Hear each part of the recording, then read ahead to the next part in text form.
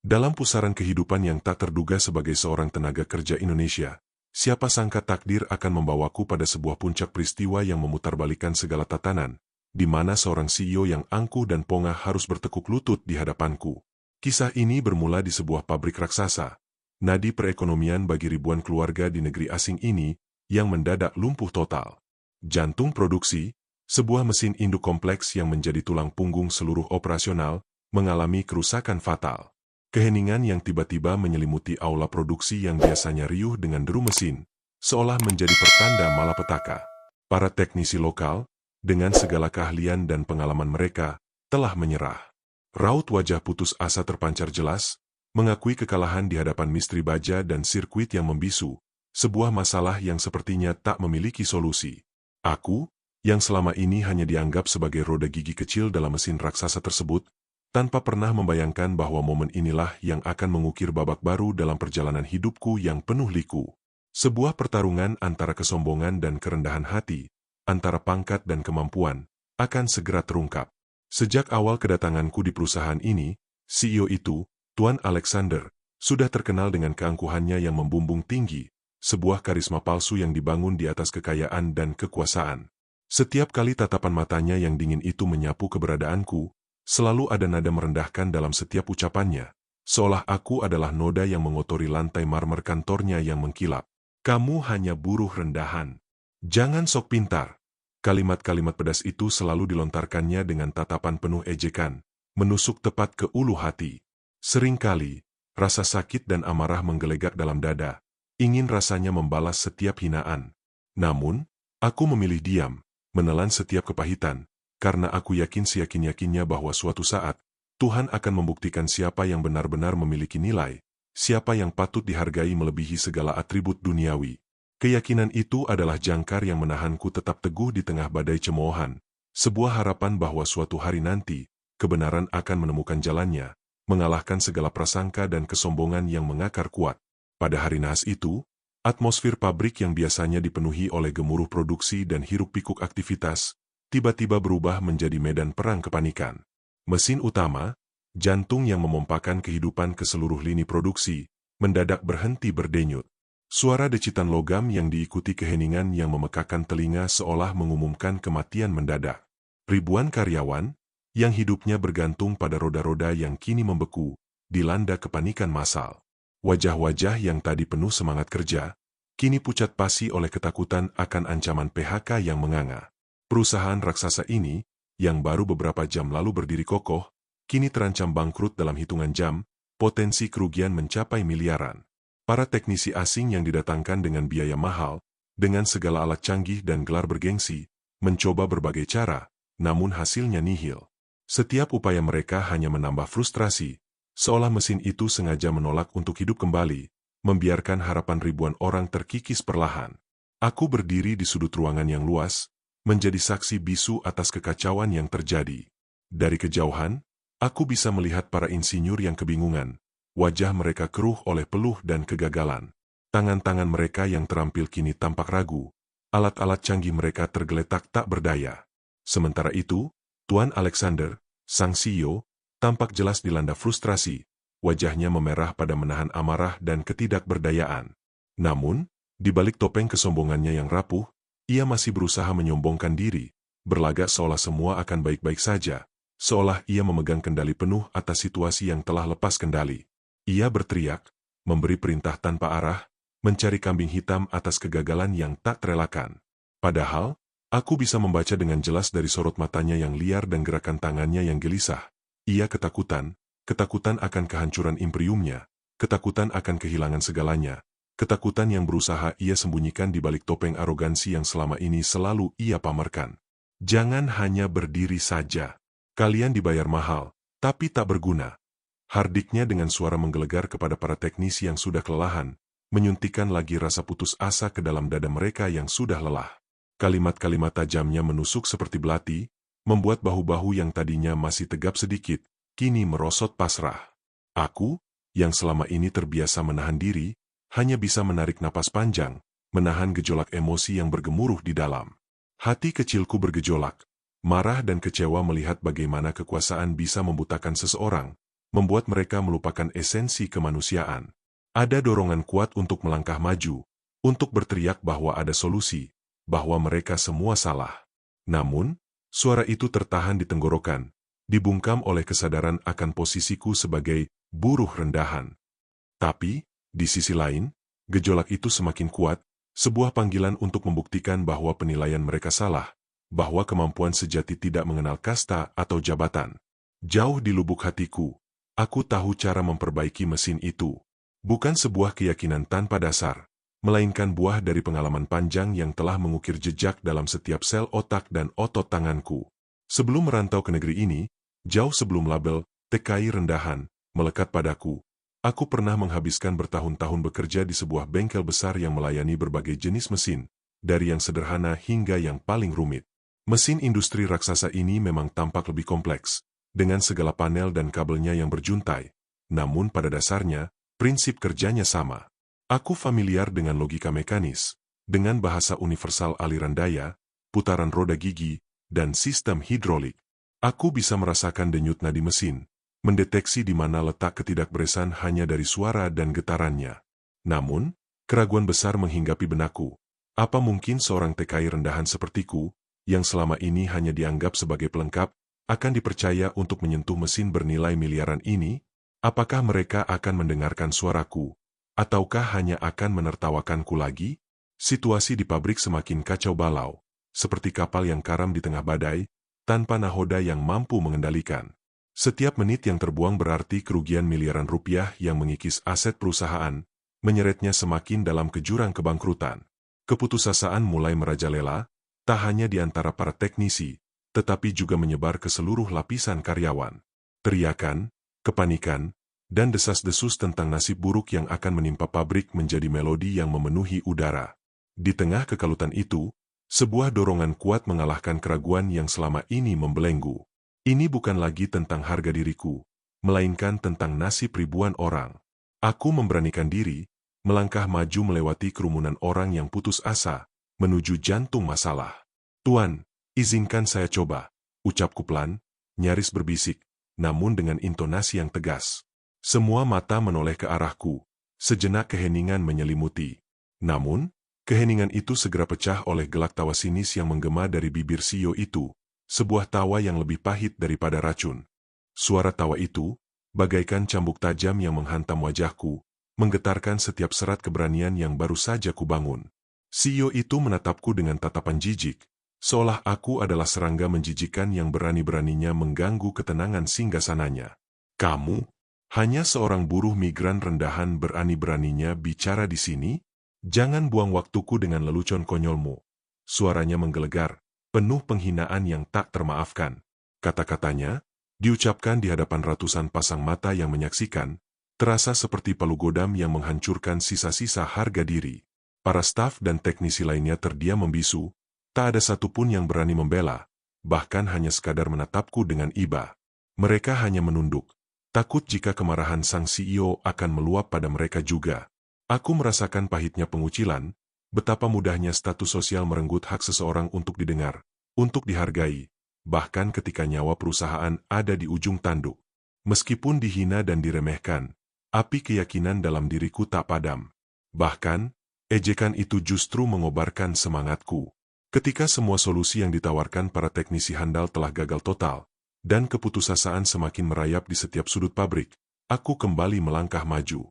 Kali ini, langkahku lebih mantap, suaraku lebih tegas, dipenuhi oleh keyakinan yang tak tergoyahkan. "Tuan," ucapku lagi, menatap langsung ke mata CEO yang masih dipenuhi amarah. "Kalau saya salah dan tidak berhasil, tak perlu bayar saya sepeser pun. Anggap saja saya tidak pernah ada. Tapi, kalau saya berhasil, tolong beri saya kesempatan untuk bicara, untuk menyampaikan apa yang selama ini terpendam." Suasana yang tadinya bising oleh kepanikan, mendadak hening total. Kata-kataku, meskipun sederhana, seolah memiliki kekuatan untuk menghentikan waktu. CEO itu mendengus kasar, wajahnya masih memerah, namun ada keraguan yang samar di matanya. Ia mempertimbangkan tawaranku. Akhirnya, dengan nada yang masih penuh sinisme, ia menunjuk ke arah mesin yang membeku. "Baik, buktikan. Tapi ingat, kalau gagal, Anggap dirimu sudah habis di perusahaan ini, ancamnya. Namun itu sudah cukup bagiku.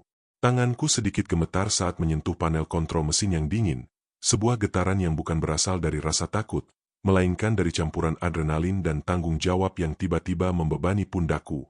Aku memejamkan mata sejenak, menenangkan diri, dan membiarkan ingatanku melayang kembali ke masa lalu, ke setiap detil pengalaman di bengkel lama. Aku mengingat suara mesin yang berbeda-beda, aroma oli yang khas, sensasi logam di tangan, setiap kali aku berhasil membangkitkan kembali mesin-mesin yang mati. Itu semua adalah bekal tak ternilai. Dengan tekad membara, aku mulai bekerja. Membuka panel-panel penutup yang rumit, mengecek setiap kabel dengan teliti, mencari sambungan yang putus atau komponen yang rusak. Aku tidak memiliki alat canggih seperti para teknisi lain, jadi aku mengandalkan intuisi, pengalaman, dan improvisasi sederhana. Sebuah sekring darurat kuganti dengan modifikasi kawat seadanya yang kutemukan di sana. Semua orang di sekelilingku menahan napas, mata mereka terpaku padaku, seolah aku adalah satu-satunya harapan yang tersisa di tengah kegelapan itu. Hampir 1 jam berlalu, dan waktu terasa mengalir begitu lambat, setiap detik seperti keabadian. Keringat bercucuran deras di wajahku, membasahi pelipis dan menetes ke baju kerja yang kotor. Tanganku kotor oleh oli dan debu. Namun pikiranku tetap jernih dan fokus. CEO itu, dengan tangan terlipat di dada, masih berdiri tak jauh dariku, menatapku dengan sorot mata penuh sinis, seolah menunggu saat aku akan menyerah dan gagal. Namun, aku tak peduli. Tatapannya, bisik-bisik keraguan di belakangku, semuanya memudar. Yang ada hanyalah mesin di hadapanku, dan keyakinan kuat yang berakar dalam diriku. Aku percaya pada setiap sentuhan tanganku, pada setiap keputusan yang kubuat berdasarkan pengalaman bertahun-tahun. Tiba-tiba, di tengah keheningan yang mencekam, sebuah getaran halus merambat dari dasar mesin. Kemudian, diikuti suara desisan, lalu dengungan pelan yang semakin lama semakin keras, hingga akhirnya, mesin itu menyala kembali dengan suara menggelegar, membangkitkan kembali nyawa yang sebelumnya mati total. Suara gemuruh mesin yang hidup kembali itu seketika memecah keheningan, dan ruangan langsung bergemuruh oleh sorakan sukacita. Ribuan pasang mata yang tadinya putus asa, kini dipenuhi dengan binar-binar harapan dan kebahagiaan yang meluap. Para teknisi yang sebelumnya menyerah, kini tampak tak percaya. Mata mereka membelalak menyaksikan keajaiban yang baru saja terjadi di hadapan mereka. Karyawan yang tadinya panik, kini bersorak-sorai, melompat kegirangan, berpelukan satu sama lain, seolah merayakan hari kemerdekaan. Produksi yang sempat terhenti total, kini kembali berjalan dengan lancar, mengembalikan irama kehidupan pabrik yang sempat mati. Pabrik yang tadi mati total, yang nyaris karam dihantam gelombang kebangkrutan, kini hidup kembali, berdenyut dengan ritme yang penuh energi. Dan semua itu, segala keajaiban yang tak terduga ini, terjadi dari tangan seorang TKI yang selama ini selalu diremehkan, diabaikan, dan dianggap tak memiliki nilai sedikit pun. Momen itu adalah bukti nyata bahwa kemampuan sejati tak mengenal batasan kasta atau jabatan. Aku berdiri, mencoba mengatur napas yang terengah-engah, membiarkan euforia perlahan meresap ke dalam diriku. Mataku kemudian tertuju pada Tuan Alexander, sang CEO. Wajahnya yang semula merah padam karena amarah, kini pucat pasi, matanya membelalak, dipenuhi keterkejutan yang nyata. Sombongnya yang selama ini membumbung tinggi, seolah tak tersentuh oleh apapun, kini runtuh seketika, hancur berkeping-keping oleh kenyataan yang tak terbantahkan. Ia melangkah pelan, langkahnya berat, seolah setiap pijakan membutuhkan usaha luar biasa. Aku berpikir ia akan marah atau mencoba menyelamatkan muka, namun apa yang terjadi selanjutnya benar-benar mengejutkanku, membuatku nyaris tak bisa mempercayai penglihatanku sendiri. Secara perlahan, tanpa ragu, ia berlutut di hadapanku. Sosok yang selalu memandangku rendah, kini berada di bawah kakiku. Maafkan aku salah menilaimu. Ucapnya dengan suara bergetar, penuh penyesalan. Kata-kata yang diucapkannya nyaris tak terdengar di tengah sorakan ribuan orang. Aku terdiam 1000 bahasa, merasakan jantungku berdesir, sebuah gelombang emosi yang kuat melanda diriku. Berdiri di sana, disaksikan oleh ratusan pasang mata, melihat orang yang selama ini selalu merendahkanku, menghinaku di depan umum, kini tunduk dengan penuh penyesalan, adalah sebuah momen yang tak akan pernah kulupakan. Itu bukan hanya tentang kemenangan pribadiku, melainkan tentang pengakuan universal terhadap martabat manusia yang seringkali terabaikan. Pada saat itulah, Sebuah kesadaran mendalam merasuk ke dalam jiwaku. Aku menyadari, dengan segala kejernihan pikiran, bahwa harga diri sejati tidak pernah ditentukan oleh jabatan tinggi yang dipegang, seberapa banyak harta yang terkumpul, ataupun status sosial yang diagungkan. Harga diri sesungguhnya lahir dari kemampuan yang kita miliki, dari keberanian untuk melangkah maju meski dihina, dan dari integritas yang kita pegang teguh. Momen itu adalah validasi paling nyata atas keyakinan yang selama ini kugenggam erat. Nilai seorang manusia tak bisa diukur dari label yang diberikan oleh masyarakat. Di tengah keheningan yang menyelimuti kami berdua, setelah ia mengucapkan permintaan maafnya, aku akhirnya menemukan suaraku. Bukan untuk membalas dendam atau menunjukkan superioritas, melainkan untuk menegaskan sebuah prinsip dasar kemanusiaan. Aku bukan siapa-siapa, Tuan, jawabku lirih, suaraku sedikit serak menahan haru. Aku hanya seorang pekerja seperti yang lainnya. Aku hanya ingin dihargai sebagai manusia, selayaknya manusia. Kata-kata itu keluar begitu saja dari hatiku, tanpa pretensi, tanpa keinginan untuk memuji diri sendiri. Itu adalah sebuah permohonan universal untuk diakui, untuk diperlakukan dengan hormat. CEO itu mengangguk pelan, matanya berkaca-kaca, terlihat jelas ia tersentuh oleh ucapanku. Air mata penyesalan dan mungkin juga lega, membasahi pipinya yang tadinya pucat. Dalam tatapan matanya yang kini penuh empati, aku bisa melihat bahwa ia telah memahami pesan itu, pesan tentang kemanusiaan yang melampaui segala perbedaan status dan kekayaan. Itu adalah titik balik, bukan hanya baginya, tetapi juga bagi caraku melihat dunia. Sejak hari yang tak terlupakan itu, pandangan mereka terhadapku berubah drastis, bagai siang dan malam. Label, buruh rendahan, yang selama ini melekat padaku, kini lenyap tak berbekas, digantikan oleh rasa hormat dan kekaguman. Aku bukan lagi sekadar pekerja anonim yang hanya tahu mematuhi perintah, melainkan seorang penyelamat pabrik, pahlawan tanpa tanda jasa yang telah mencegah kehancuran ribuan mimpi.